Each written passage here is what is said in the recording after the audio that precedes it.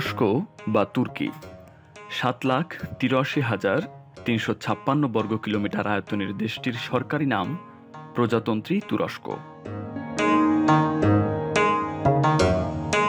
পশ্চিম এশিয়ার একটি রাষ্ট্র তুরস্ক। এর প্রায় পুরোটাই এশীয় অংশে হলেও কিছু অংশ ইউরোপে পড়েছে। দেশটির রাজধানীর নাম আঙ্কারা।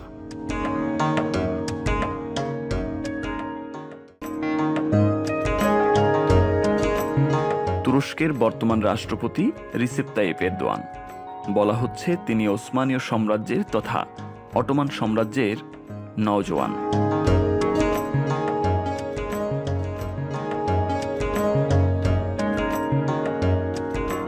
যে সময় সব পশ্চিমা রাষ্ট্র এবং বিশেষত পাকিস্তানের ঘনিষ্ঠ ভাবা হয় এমন ইসলামী দেশগুলোর কাশ্মীর সমস্যা নিয়ে পাকিস্তানের অবস্থানকে সমর্থন থেকে সরিয়ে দাঁড়িয়েছিল, সেই সময় এরদোয়ান জাতিসংঘের সাধারণ পরিষদের বৈঠকে পাকিস্তানের অবস্থানকে প্রকাশ্যে সমর্থন করেন এবং ভারতকে জালিম ও হানাদার বলে অভিহিত করেন।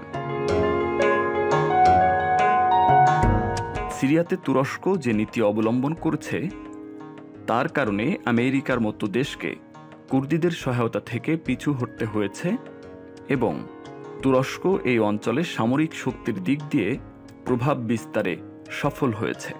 প্রেসিডেন্ট এরদোয়ান প্রকাশ্যে বলেছেন, তুরস্ক বিশ্ব পরিমণ্ডলে নিজেদের অধিকার সংরক্ষণ করবে এবং সিরিয়া, লিবিয়া ও ভূমধ্য সাগর থেকে ককেশাস পর্যন্ত বন্ধু ও মজলুম ভাইদের পাশে দাঁড়িয়ে থাকবে।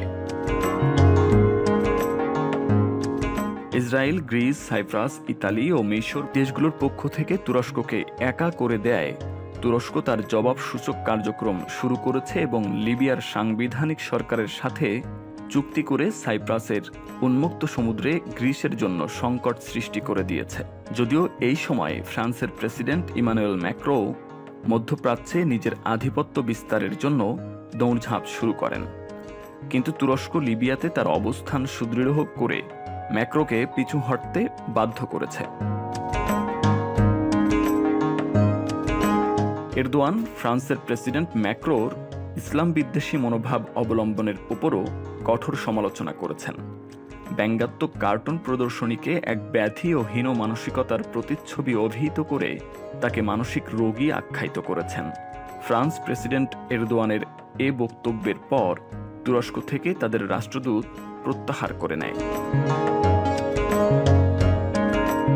তুরস্ক আজারবাইজানের অর্জিত সফলতাতেও বেশ ফুরফুরে মেজাজে রয়েছে, কেননা আজারবাইজানের সফলতার পেছনে রয়েছে তুরস্কের হাত। রাশিয়া এবার প্রেসিডেন্ট এরদোয়ানের কারণে প্রকাশ্যে আর্মেনিয়াকে সহায়তা করা থেকে দূরে থাকছে।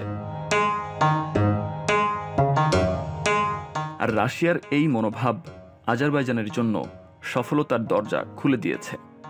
আঞ্চলিক বিষয় নিয়ে যদিও দুটি দেশের মধ্যে দ্বন্দ্ব রয়েছে, তথাপি তুরস্ক ও রাশিয়ার মাঝে গভীর বাণিজ্যিক সম্পর্কও রয়েছে। তুরস্ক ন্যাটোর সদস্য হওয়া সত্ত্বেও আমেরিকার পরোয়া না করে যেভাবে রাশিয়া থেকে অ্যান্টিমিসাইল সিস্টেম S-400 ক্রয় করেছে এবং তৎকালীন প্রেসিডেন্ট ট্রাম্পের কঠোর চাপ ও সতর্কতা সত্ত্বেও পরীক্ষা করার প্রক্রিয়া শুরু করেছিল, তাতে তুরস্ক এ অঞ্চলে নতুন এক সুপার পাওয়ার হয়ে আবির্ভূত হচ্ছে। এ অঞ্চলে তুরস্ক তার শক্তি সমৃদ্ধি বৃদ্ধি করে চলেছে এবং সম্ভবত এখন তাকে আঞ্চলিক সুপার পাওয়ার হতে বাধা দেওয়ার মতো কোনো রাষ্ট্র বা শক্তি বিদ্যমান নেই।